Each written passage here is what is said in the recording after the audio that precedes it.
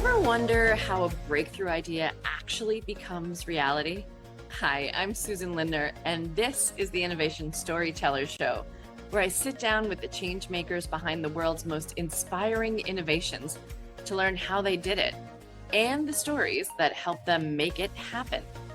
If you've ever had a big idea or want to tell yours in a more powerfully connected way, you're in the right place. I promise you'll get new ideas for how to tell a better story to your audiences too. So let's dive in. Hey, everybody, welcome back. I'm Susan Lindner, your host of Innovation Storytellers, where we try to get to the heart of the stories that actually get other people on board with our breakthrough ideas.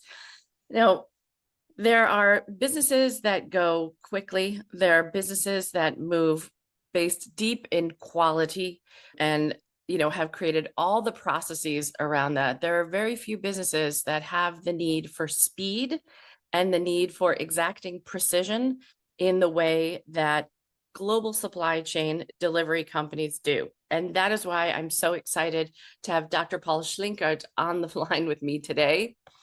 Dr. Paul comes from and leads the global innovation at DHL Supply Chain, where he is driving robotics research and digitalization under the Accelerated Digitalization and Automation Program.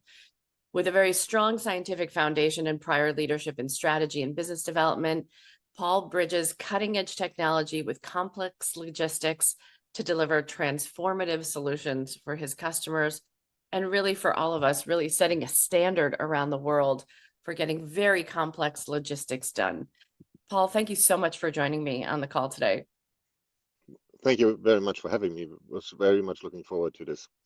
Yeah. So Paul and I had the good fortune of meeting at Innovators, and shout out to our friend Hans Ballmakers for making these incredible connections possible. We met up at the Innovators Conference in Berlin, where we got to sit down and talk to one another, where I got to pick Paul's brain a little bit on what DHL is doing in this very complex space, especially given all the changes going on in the world, whether it be tariffs, whether it be supply chain issues, logistics, AI, you name it. And not to mention robotics, which is such a cool part of this equation. So we had a fantastic conversation, and I begged Paul to be on the show today. So I'm really glad that you can be here. Paul, tell us a little bit about your own background. How is it that you got into innovation to begin with? Yeah, I think like many others, it was a bit by chance. So it's nothing that you can study and you just kind of go into it after university. I was always very curious about how things work.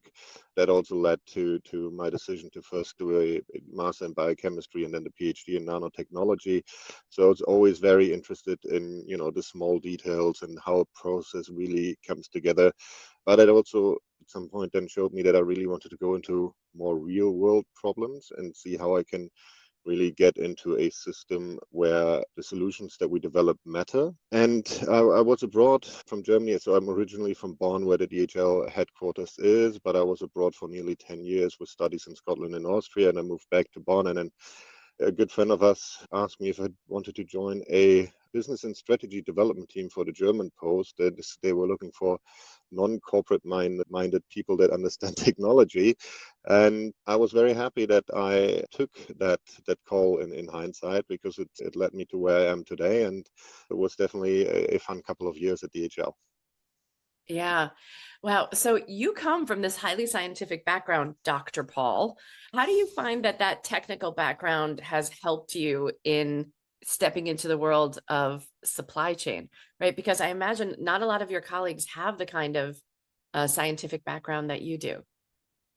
Not as many, but you would be surprised that there are actually quite a few. So our former CEO, Dr. Frank Appel, was a scientist. Our current global CFO for DHL is a scientist, and there are a couple of others. But I think it is what you learn doing a PhD and when you work in science. There are a lot of hard and soft skills that you learn that apply to various areas of work. So whether it's consulting and others, but specifically in supply chain, where a lot of processes within the warehouse, but also outside of the warehouse come together.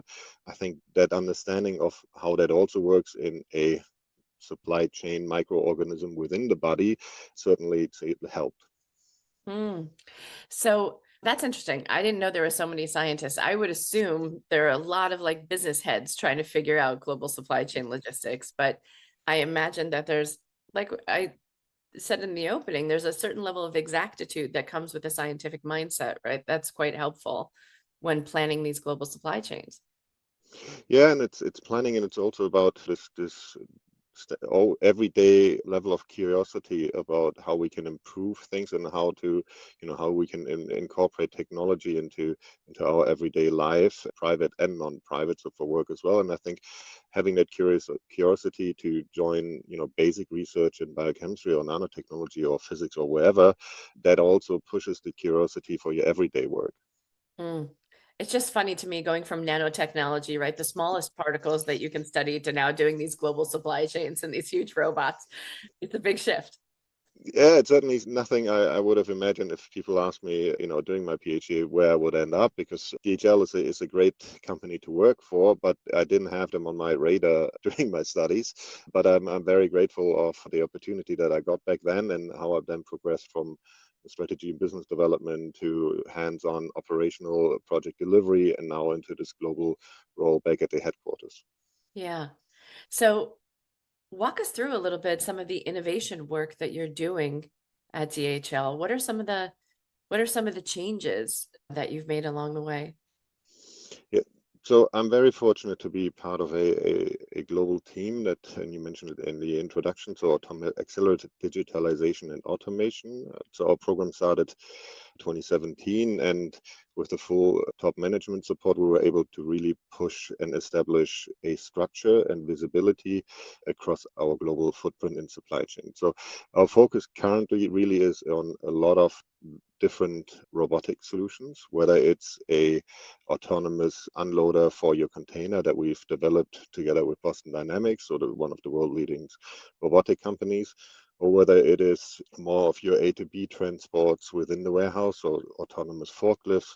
So really, we are trying to touch every process within the warehouse and make it as digital as possible. We've touched over 90% of our warehouses globally with one of our technologies. So that could be either a robot, but it could also be a process automation, an AI solution.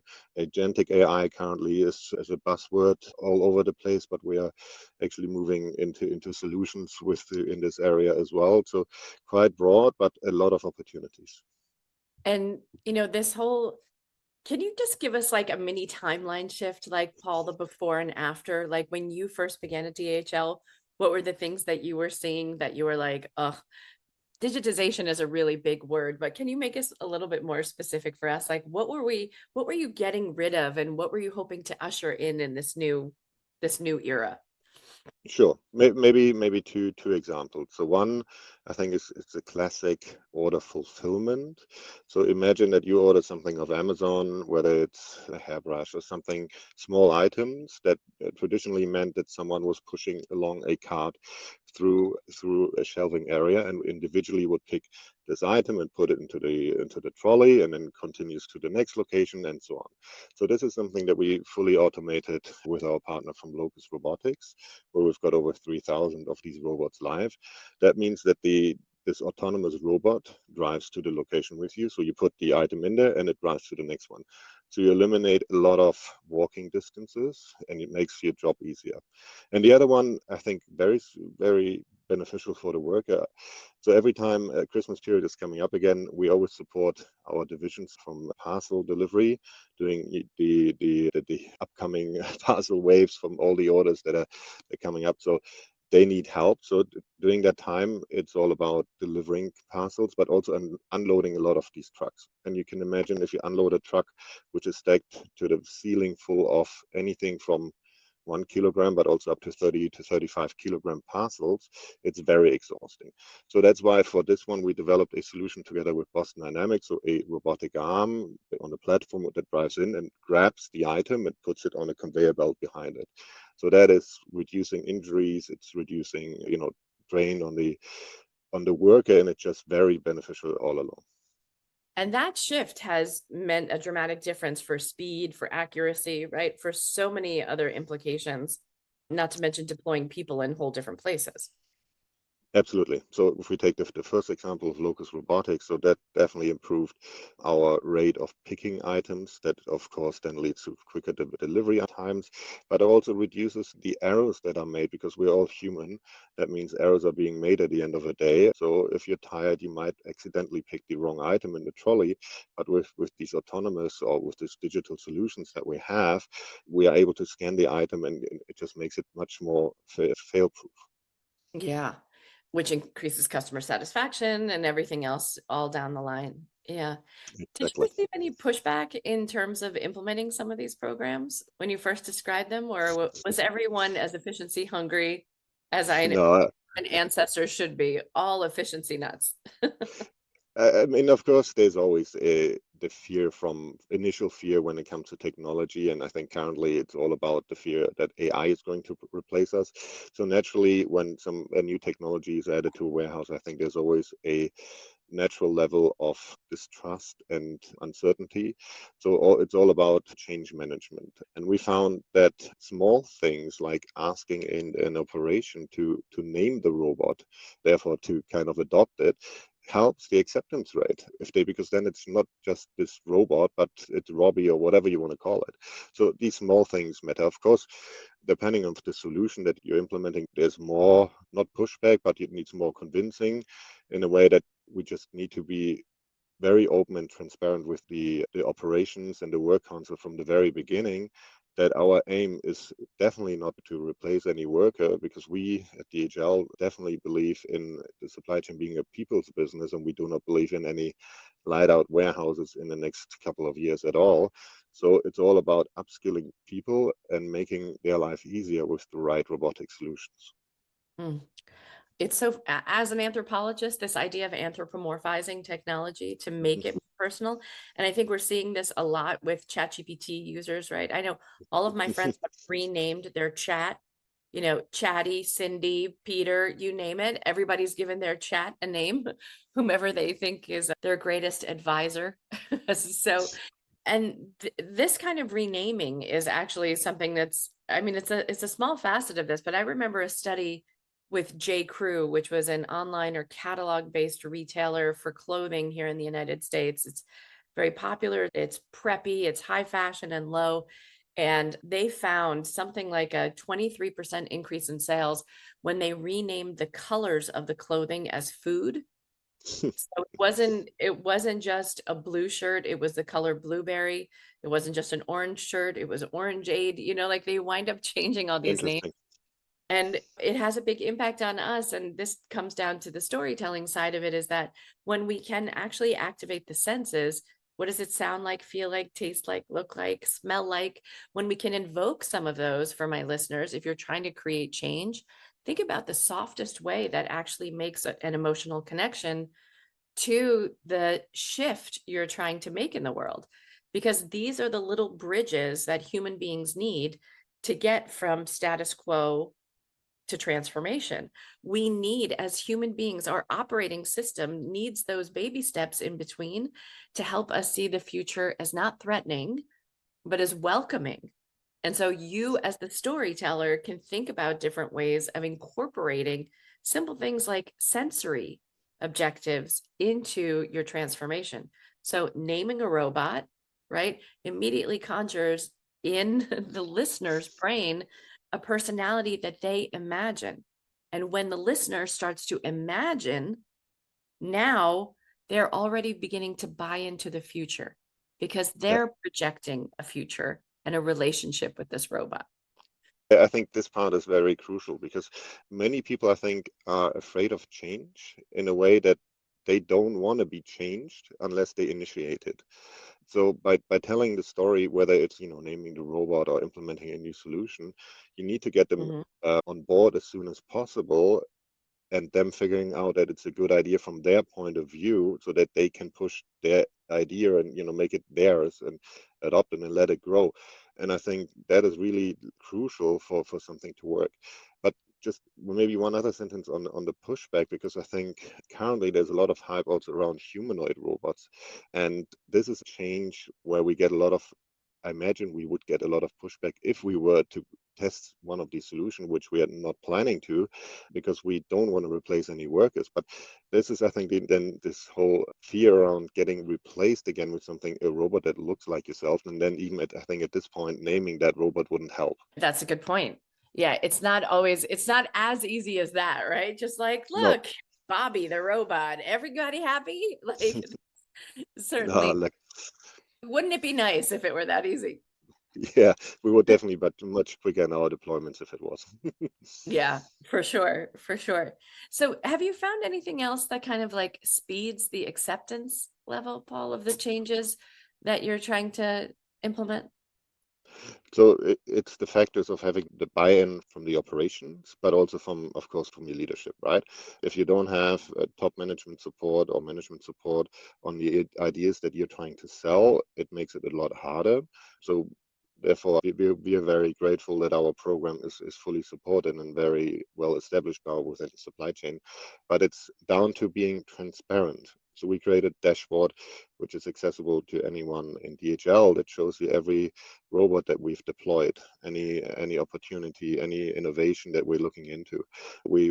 I hold a quarterly innovation call that's open to anyone in DHL, of course, supply chain focus, but it's showing, talking about the things that work and that don't work as well, and being transparent. And I think looking back when I joined the company 2017, maybe back then is in not in every division it was as transparent yet. So it was still some, this well-known side of thinking that everyone talks about, but creating a transparent environment with information from top level all the way down to operations, I think is key to bring everyone on board.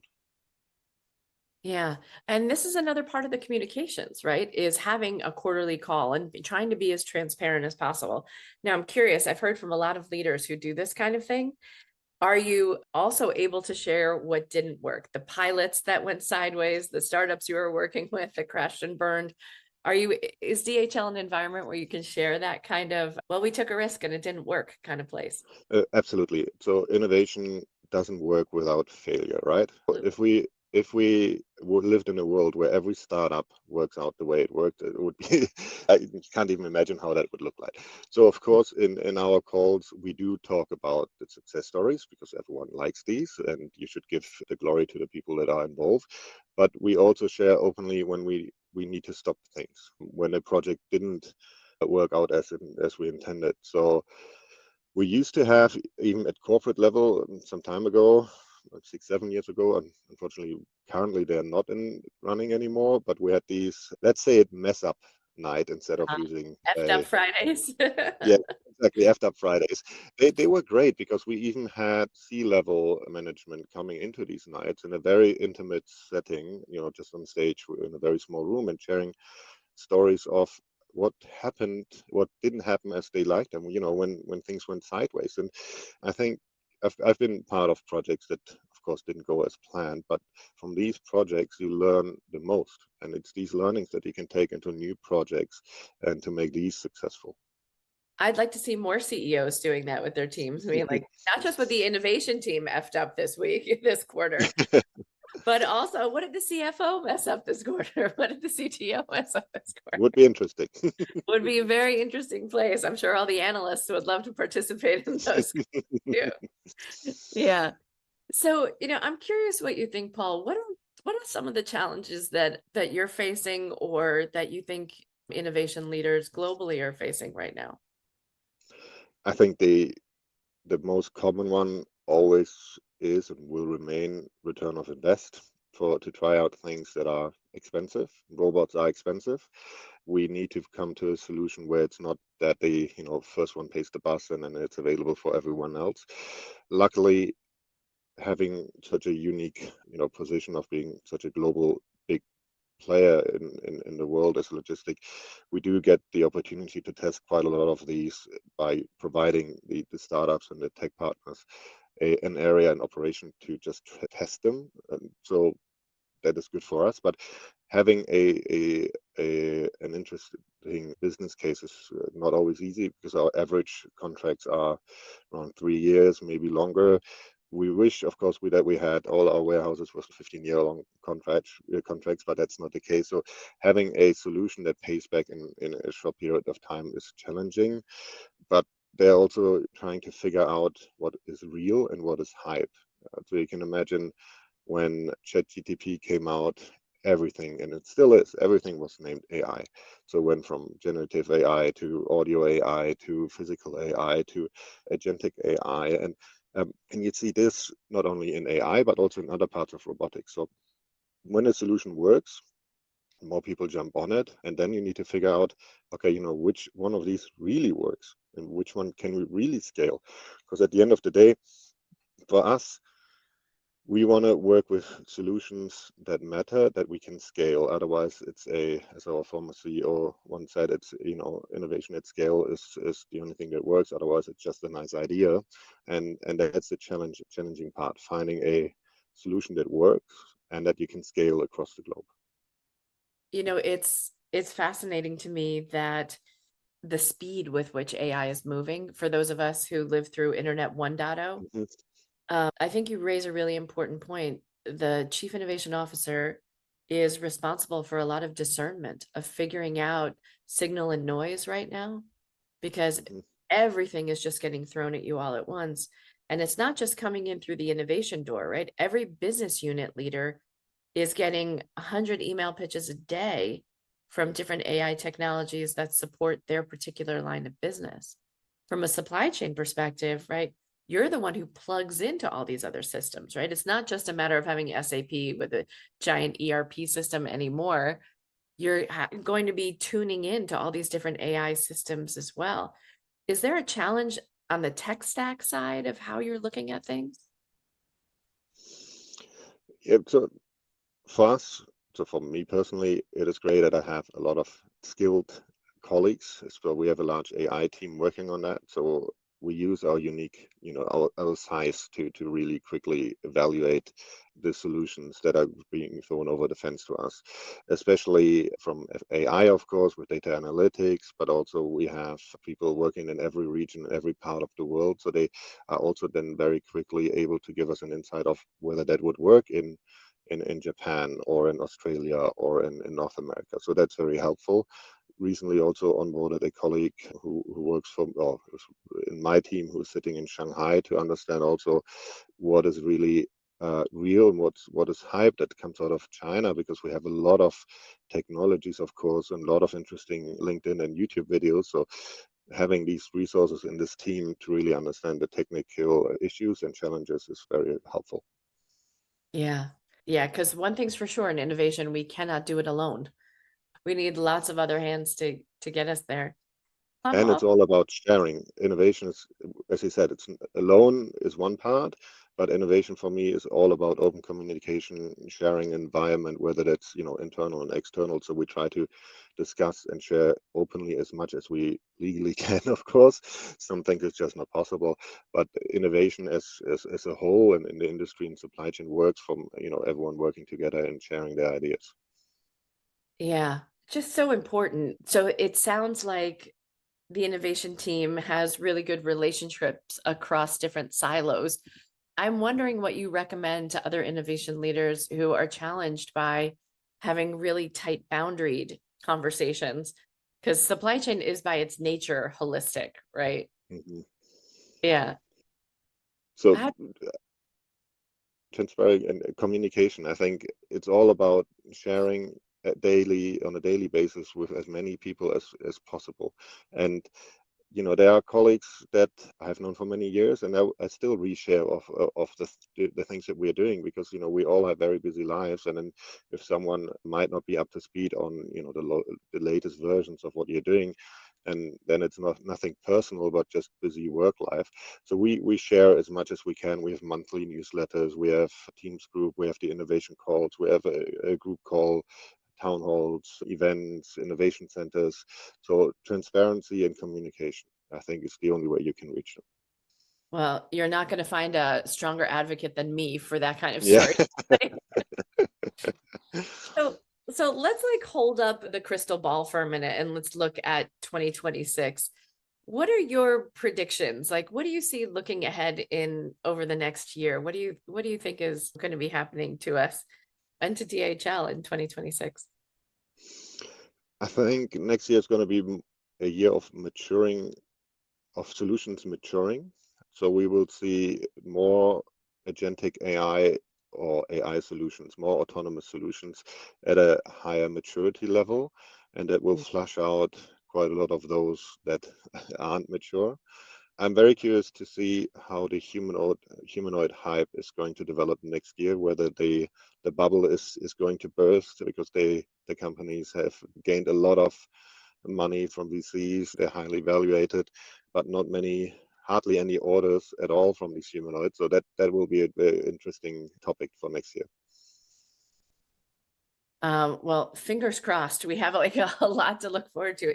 Does it feel like, I mean, COP20, COP30 is going on right now in Brazil. Is sustainability still a big part of your equation for 2026? Absolutely. So in addition to what we do at Supply Chain, we have our partners from our innovation centers who publish a trend radar that comes out every couple of years. We're in the seventh iteration, next one coming up. And when we looked at that over the last 8 years, when sustainability was just one topic, it's now broken down in many different ones, whether it's alternative fuels, e-vehicles, green logistics, city logistics, and all of the other topics. So it is actually a very important topic for us. It is one of our four bottom lines that we look into. So everything we do has to be customer centric. It has to be around, the product level, but also very important, it needs to support our Go Green agenda. So we want to be carbon neutral by 2050. We are employing or deploying much more planes with alternative fuels. And of course, when we plan robotic solution, it's also a thing that we're looking into. So how much energy will they consume? So more of a full lifetime analysis of the robots, which we haven't done, many years ago, but now actually turning towards that. So sustainability is a key topic for us. Yeah, fantastic. All right, it's now time to take you over to I'm not going to call it the hot seat. I'll call it the imagination seat. Paul, in your mind, what is the greatest innovation in human history? I listened to your other podcast, so I was a bit prepared for that, but I couldn't decide because there are two things. So microprocessors, of course, are super important. Otherwise, nothing would work. The internet, absolutely, it's a game changer.